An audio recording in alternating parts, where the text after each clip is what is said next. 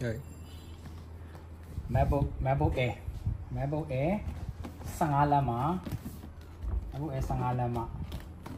256. MacBook Air 15 lama. M2. Okay, đó. Một phao lại mấy phao bây giờ sao vậy tôi.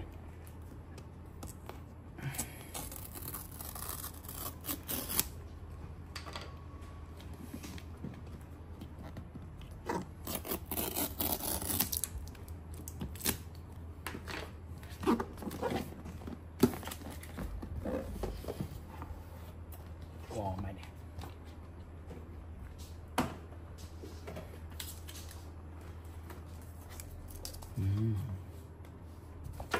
Đây là chỉ là bà lên.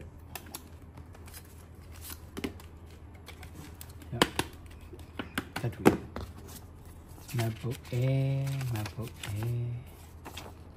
Này đây.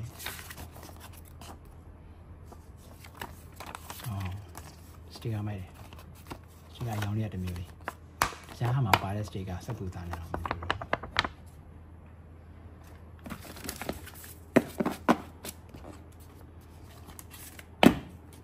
Giờ chúng ta tụi ấy adapter cái đồ ba đấy.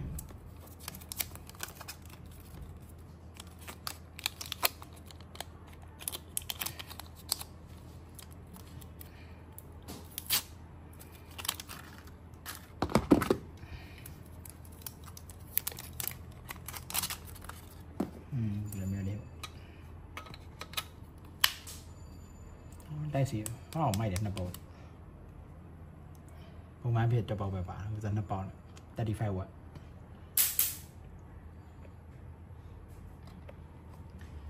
Đây mà chú upgrade.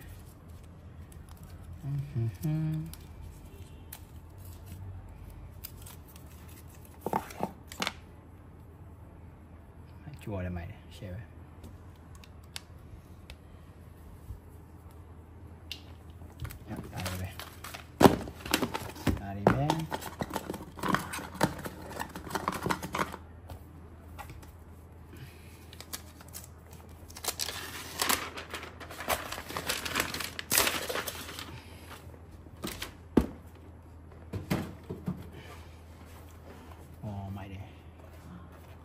MacBook Air.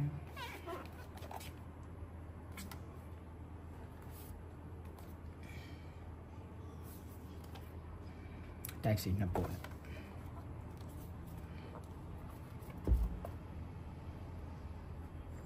Okay. Ako na atin juga di ma. Đó là taxi bằng một magnet. Sẽ tá đi.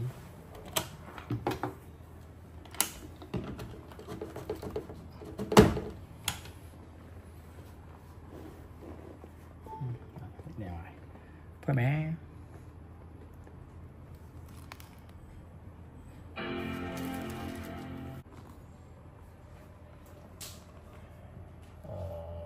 Sẽ về.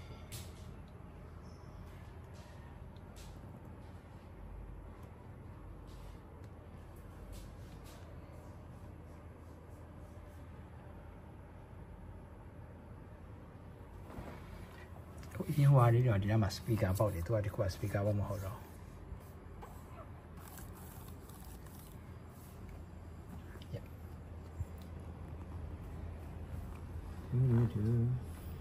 Này mẹ, English với mẹ, next to mẹ.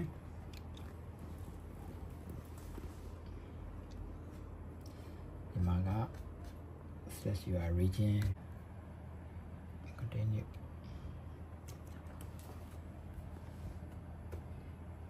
Thì đã đây có đến như vậy thì nó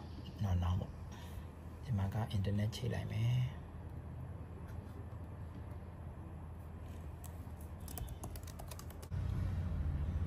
tại vì thì có đến như đã cho rồi và for transfer luôn làm gì đó make the time machine packet đi vào đây xí tại vì cái Windows này thì đây cũng chỉ ở cả from Windows PC bộ, tham gia cũng mà thì mà đó, nào mới về lại, thì mà email, ra cả, sẽ là lấy ra luôn rồi, nào mà, ở bên này phải thay lại rồi, skip ပြီး agree ပြီး full name ရေးမယ်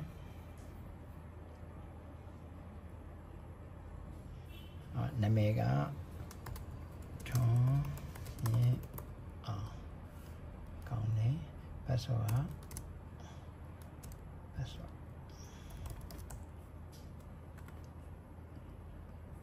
ဒီမှာကိုကျတဲ့ပုံလေးတစ်ပုံရွေးလိုက် emoji ပုံလေးတို့ပါတော့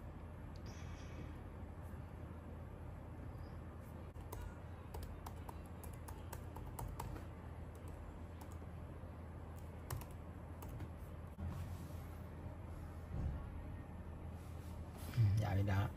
enable location service လေး online ပြီး continue ဒါကတော့ share မဲ့ analytic with others ဆိုတော့ share မဲ့လို့ထားလို့ရတယ် continue ဒီຢာတွေက screen တိုင်းနေဒါလည်း continue နှိပ်သွားလိုက်ရပါတယ်ဒါ enable series enable လုပ်မှာ continue ဒါ choose for me ဆိုရတယ် voice ရွေးလိုက် Hi I'm Siri choose the voice you'd like me to use you can change it later in system settings ပြီးရင်ဒါက audio recording တွေ share လို့မ share ဘူးပေါ့နော် share ဆို not now ပြီးရင် continue ဒါတက်ချိုင်လေးထဲမှာတက်ချိုင်လေးတဲ့ set တက်လိုက်တာနောက်မှတက်ချိုင်လေးကိုစိတ်ကြိုက်ထည့်လို့ရတယ်ဒါက light auto ထားလိုက်မယ် continue ဒါဆိုရင် Mac ရဲ့ဒီ desktop ပေါ်ရောက်သွားပြီဆိုတော့ဒီမှာအစ်ဆိုရင်ဟိုချိုး setting လေးတွေနည်းနည်းပါးလေးတွေလုပ်ဖို့လိုပါဘောနော်ဒီနံပါတ်1လုပ်ရမှာကဒီဟိုပေါ့ဒီ trackpad ကသူကလောလောဆယ်သူကဟိုဘယ်လိုခေါ်မလဲ touch မရအောင်ဒါဖိလိုက်ရတယ်အဲ့လိုမဖိချင်ဘူး touch ရခြင်းနဲ့ဆိုလို့ရှိရင်ဒီ system preference တွေကိုတွားပြီးတော့ဒီထဲမှာ setting ထဲမှာတွားပြီးပြင်လိုက်လို့ရတယ်အဲ့ဒါကဒီမှာ trackpad ဆိုတာရှိတယ်အခုချိန် trackpad ကိုဒီလိုမျိုး touch လုပ်လို့မရအောင်အဲ့တော့သူ့ကို touch လုပ်လို့ရခြင်း trackpad ထဲကိုဝင်လိုက်ဒီမှာ choose setting လေးတွေပြင်လို့ရတယ်အဲ့ဒါကဒီမှာ tap to click ကိုရွေးလိုက်အောင်မယ်ဒါဆိုရင်touch ရပါတယ်အဲ့ဒါပြီးရင်ဒီမှာဘာထပ်ပြင်လို့ရသေးလဲဆိုတော့ဒီမှာတော့ okay ဒီဟာလေးတွေကဟို trackpad 3နည်းလေးတွေကိုဒီမှာကြည့်လို့ရတယ်နှစ်ချောင်းနဲ့ဆိုရင်ဘယ်လိုလုပ်တယ်နောက် mouse gesture တွေမှာလည်းဒီဟိုဟာလေးထပ်ပြီးလေ့လာလို့ရတယ် mission control ကswipe with 3 finger ဆိုတာလက်သုံးချောင်းနဲ့အပေါ်တင်လိုက်တာတို့လက်လေးချောင်းနဲ့အပေါ်တင်လိုက်တာတို့ဒါလေးတွေပေါ့နော်အဲ့ဒါတွေဒီမှာလေ့လာလို့ရတယ်နောက်ပြီးတော့ဒီ trackpad ကိုဟိုဒီလိုမျိုး drag ဆွဲလို့မရအောင် drag ဆွဲရတယ်လက်သုံးချောင်းနဲ့ရွှေ့တာပေါ့နော်အကယ်ရွှေ့ကျင်တဲ့ခါကျတော့ဘယ်လိုရွှေ့ရလဲဆိုတော့ဒီ click နဲ့ left click နေပြီးတော့ပဲရွှေ့လို့ရတယ်အဲ့လိုမလုပ်ချင်ဘူး MacBook သုံးလို့ရှိရင်ဒီ trackpad ကဟို multi gesture ရတဲ့အတွက်အဲ့လိုမျိုးရချင်ဘာမှသွားလို့ရမလဲဆိုသူကဟိုဟာထဲမှာ accessibility ထဲမှာအဲ့ထဲကpointer control pointer control မှာtrackpad option အဲ့ဒီမှာ use trackpad for dragging ဆိုတာလေးကို online ပြီးလို့ရှိရင်ဒီမှာ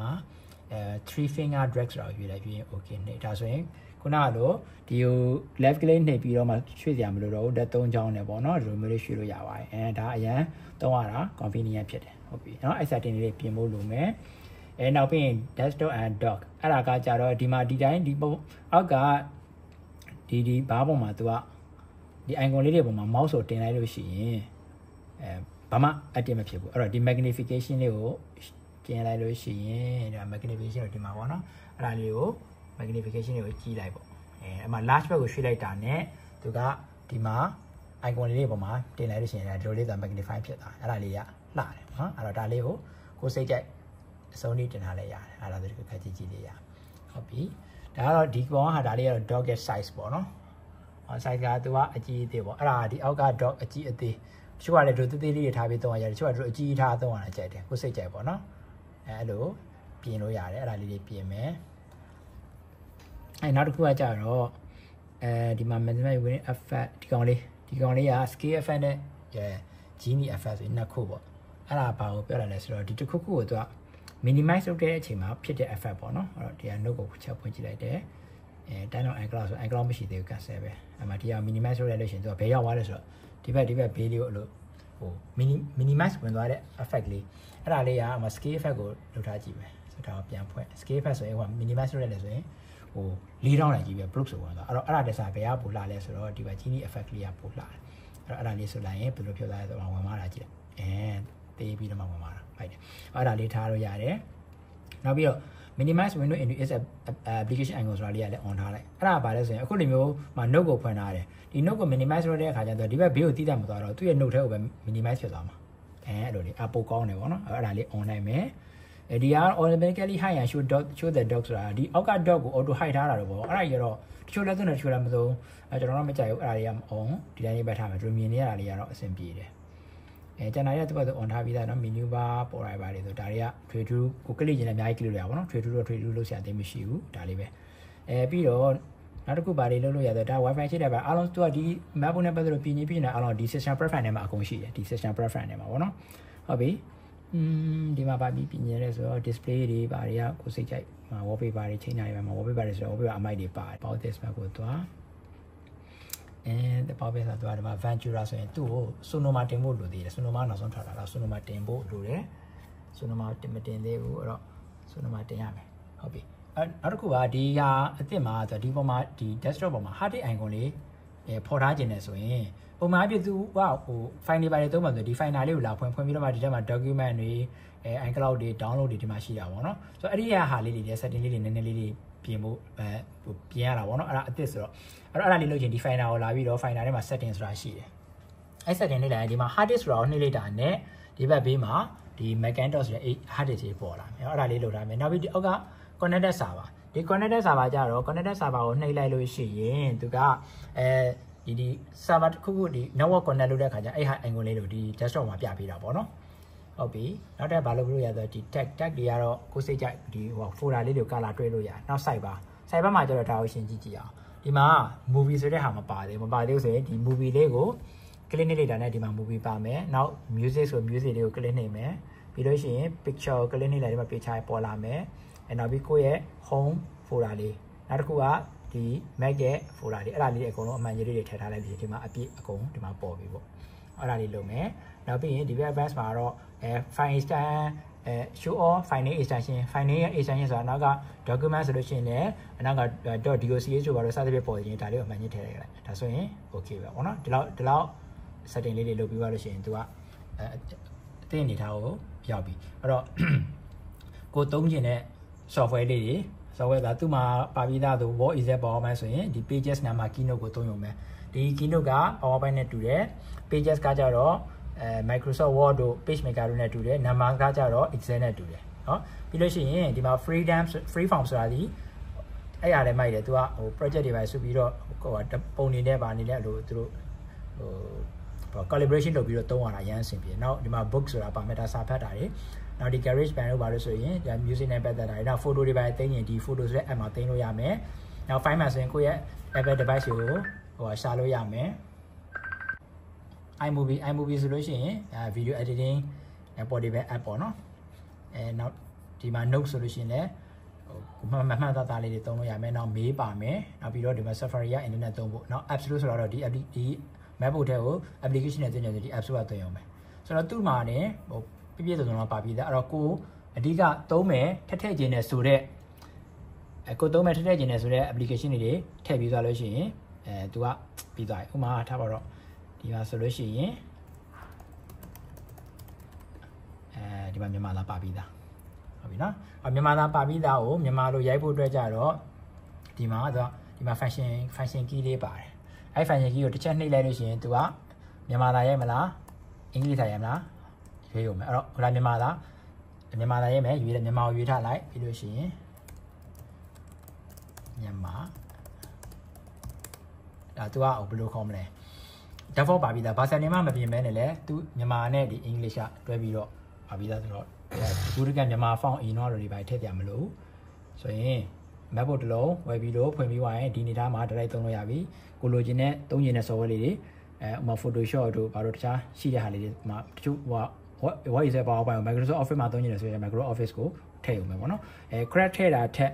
license ထည့်တာတော့ပို့ပြီးတော့အဆင်ပြေလိမ့်မယ် Mac မှာ credit ထည့်လို့မရဘူးမို့ရတယ်error နည်းနည်းပါပေးတတ်တာပေါ့နော် okay ဒါဆိုရင်သူ့မှာနောက်တစ်ခုလုပ်ဖို့လိုသေးတာဒီ iCloud ကကြတော့အခုမှ Apple ID ရှိတယ်ဆိုရင်ဒီမှာ Apple ID ထည့် next သွား ပြီးလို့ရှိရင်သူတောင်းတဲ့ဖုန်းနံပါတ်တွေပါ password တွေပါထည့်သူတောင်းမေးတဲ့မေးခွန်းတွေဖြည့်ပြီးသွားရင်ကိုယ့်ရဲ့ ID ကဒီမှာ update ဖြစ်သွားပြီဖြစ်သွားပြီဆိုတာနဲ့ Apple ID ရှိမှသာလျှင်သူကသုံးရတာအဆင်ပြေတာသူရဲ့ Apple ရဲ့ service တွေတော်တော်များများကို Apple ID နဲ့ control လုပ်ထားတာဖြစ်တဲ့အတွက် application ဆွဲကျင်တော့ကိုယ့်ရဲ့ Apple နဲ့ user နဲ့ password ထည့်ပြီးတော့ဆွဲရတယ်ဆိုရင်ဒီ MacBook Air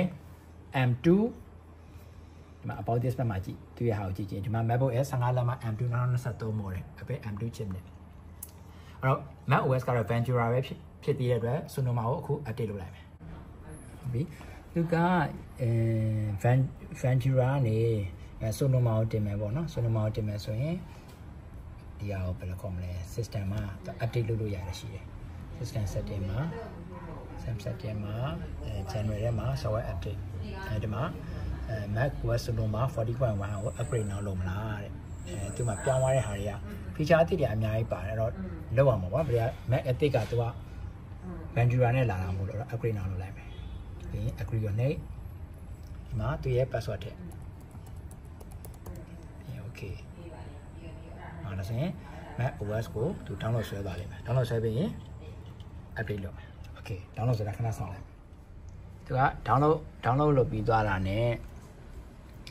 ဟို restart လုပ်လိုက်တဲ့ restart လုပ်သွားတယ်ပေါ့နော်ပြီးတော့ပြန်လဲတက်လာအောင်ဒီမှာmacOS Sonoma 40.1 ဖြစ်သွားပြီဒါဆိုရင် OS update ပြီးသွားပြီ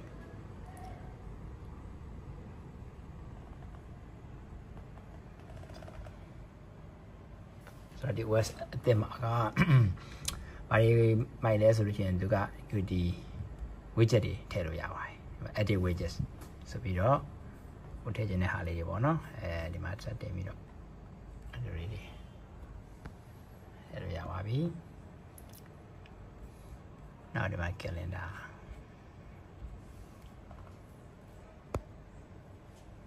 ဒီမျိုးလေးတွေထည့်လို့ရတယ်နောက်ပြီးတော့ဒီမှာပို့ပြီးတော့မိုက်လာတာကဘာလဲဆိုတော့ screen saver screen saver လည်းမိုက်တယ်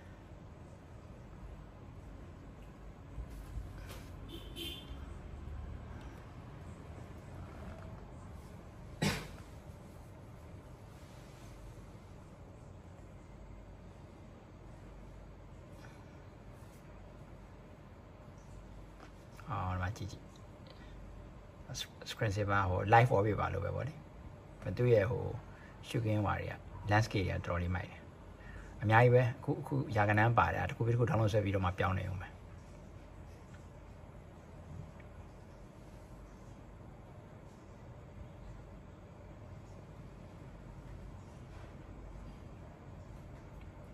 okay ခုဆိုရင် software တွေအားလုံးတင်ပြီးသွားပြီအဲ့ဒီမှာ clean map တွေပါတယ်နောက်သူက video editing မလုပ်တာ photo editing လုပ်မဲ့ computer ဖြစ်တဲ့အတွက် Lightroom တို့ Photoshop 2024နောက်ပြီးတော့ Illustrator နောက်ပြီးတော့ What is a PowerPoint တွေသုံးမယ်နောက် video player တွေနောက်ပြီးတော့ video converter နောက် downloader နောက် dictionary နောက်ပြီးတော့ social media update တော်တော်ဆုံးမယ်နော်Photoshop Mac နဲ့ပတ်သက်လို့သုံးတဲ့ Photoshop လို့အမျိုးအ Pixelmator Pro ထည့်ပေးလိုက်တယ်ပြီးလို့ရှိရင် video editing လို့ဆိုရင်တော့သူက iMovie ကပို့ပါလေးလုပ်လို့ရတာပေါ့ okay အားလုံး finish ဖြစ်သွားပါပြီ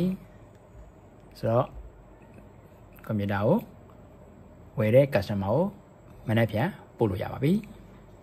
okay အားလုံးကျေးဇူးတင်ပါတယ်နောက်ထပ် video မှာထပ်တွေ့ပါမယ်